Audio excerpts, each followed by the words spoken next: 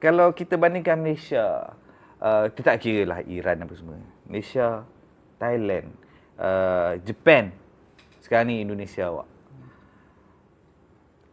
Kat mana jurang kita? Apa yang membuatkan kita terlalu jauh ni awak? Sedangkan kita start lebih awal awak daripada diorang.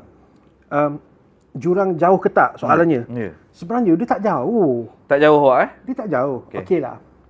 SEA Games baru-baru ni kita menang dengan Vietnam. Lepas tu orang kata lah, Vietnam layak AFC Cup ni, Vietnam layak suka haki tau. Lepas tu, isu dia adalah, lepas tu SEA Games tu siapa yang main? Vietnam, banyak pool player. Dia, SEA Games, dia boleh bawa 3-4 junior untuk bagi pengalaman.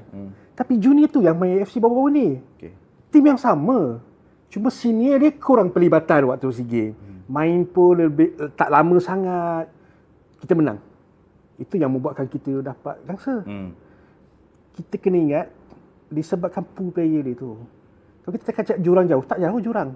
Tapi pool player dia besar. Kita hilang Syahir, kita tak boleh main lah. Bukan tak boleh main.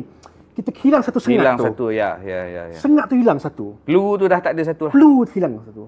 Kaki tembak daripada 12 meter, 13 meter, hilang. Itu dah merencatkan sikit perjalanan pasukan.